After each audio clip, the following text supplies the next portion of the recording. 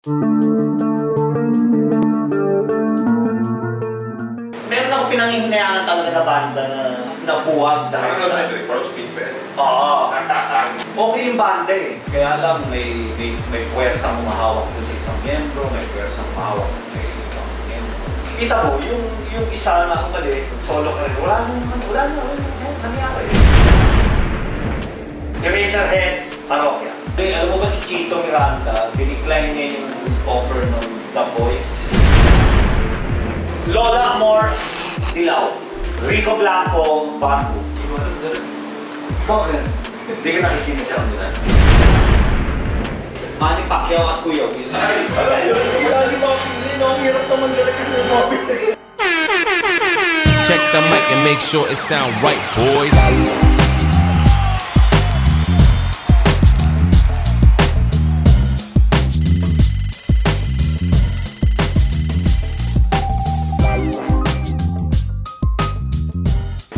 Pinanghihinayangan talaga sa banda na nabuwag dahil sa... Parang speech ba yan? Oo.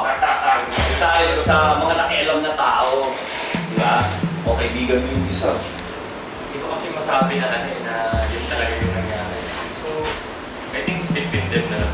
Sayang yung bandang yun na nabasag lang because of some people na pansariling gain ang pinag-aala doon. Ang nangyari doon. Kasi okay yung banda eh. Kaya lang may puwersang humahawak doon sa isang miyembro, may puwersang humahawak doon sa ibang miyembro. Hanggang sa nagkawatak-watak na. At sayang eh, ang dami mo pwedeng gawin nun. Kita mo, yung isa na umalis, solo career, wala na, nangyari. Unique. Oo, sayang.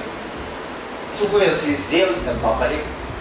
Yeah, continuous yung ano ni Zil. Pero hindi rin umangat na gano'n. Ano ba? Oo. Ang dami. Tayo, mag-analyze tayo ng favorites. Eraserheads, Parokya. Parokya nga. Bakit? Meron din gusto ko lang. Kasi pangmasa yung mga tupili. Bakit? Eraserheads. Diba? Eraserheads na mga anak. Hindi ko na malaman. Bakit Parokya ka over Eraserheads? Kasi doon mas nakilala ko yung Parokya. Kasi dahil kay Chito.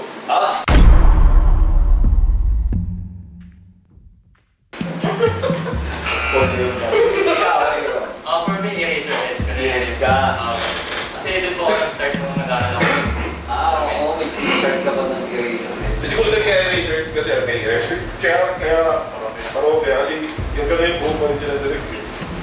Dahil doon, solid talaga. Solid sila, solid yung... O pero nung alam mo ba si Chito Miranda, dinecline niya yung offer ng The Voice. Ito pa yung mag-dash ko lang. Nawawalan na siya ng time sa banda. Sabi niya, ganun siya na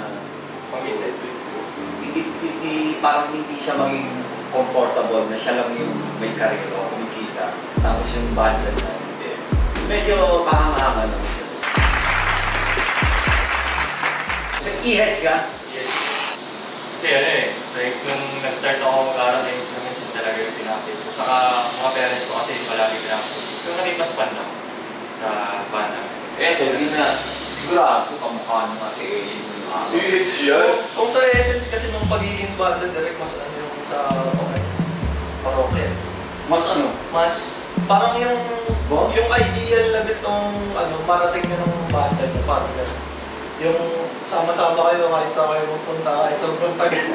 Tapos yung yung tugtog nyo, yung talagang nakaka-relate yung mga tao. Yung pala yun din, yung parang Minsan, tama yan. Level of relationship.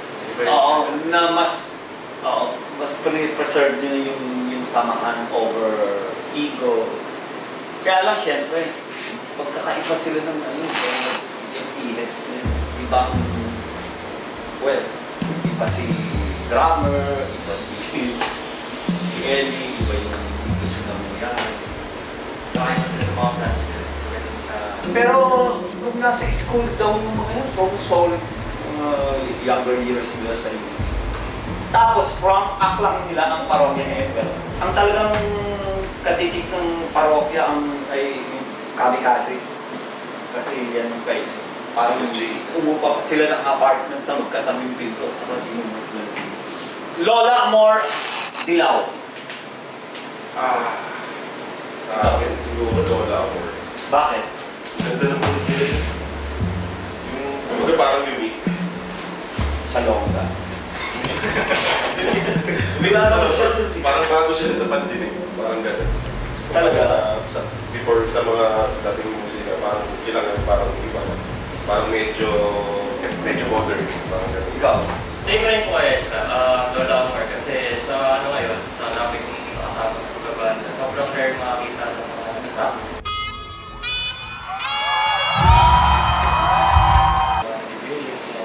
So, that's for me. And yung quality ng ano, ng sound, kung paano sila magbumuo ng kanta, napakaganda.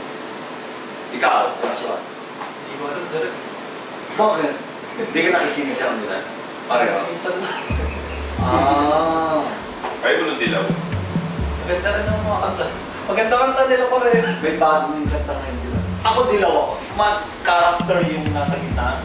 Naalim ako doon sa pagiging ano. Sabi ko nga sa GMA, sabi ko, alam mo, pwede puli sa sitcom yung tao yun.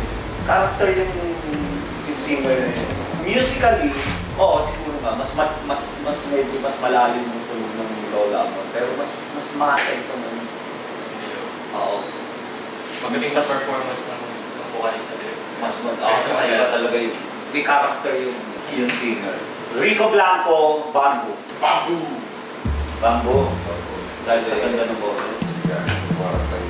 Maaangas. Songwriting skills. Pero hindi, magaling din kasi sila yung alam mo yun, Hindi lagi mapili, no? Ang hirap naman talaga kasi ng mapili. Hindi, kailangan mo mapili. Yun yung ano maganda rin.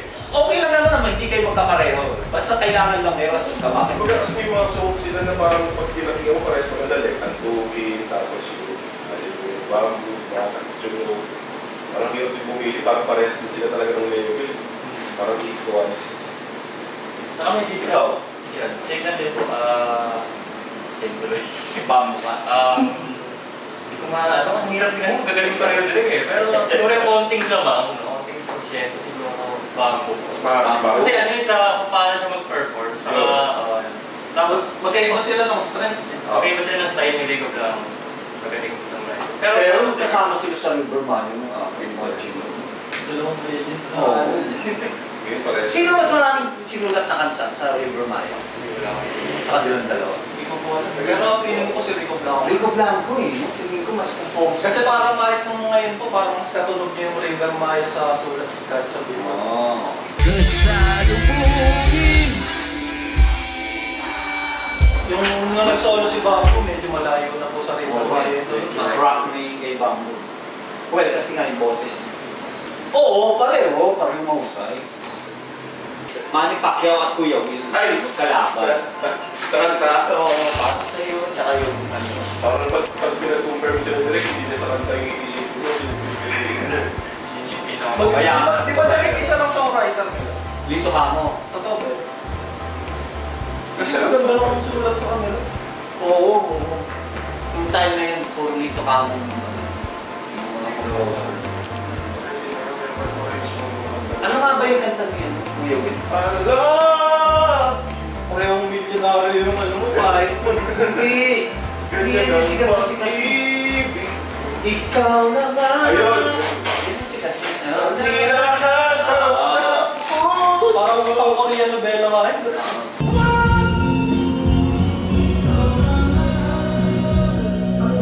Lito Kamo nga si Benny. Ay, hindi. Benny sa turno yata yan. Para sa'yo ang laban na to. Check the mic and make sure it sound right, boys.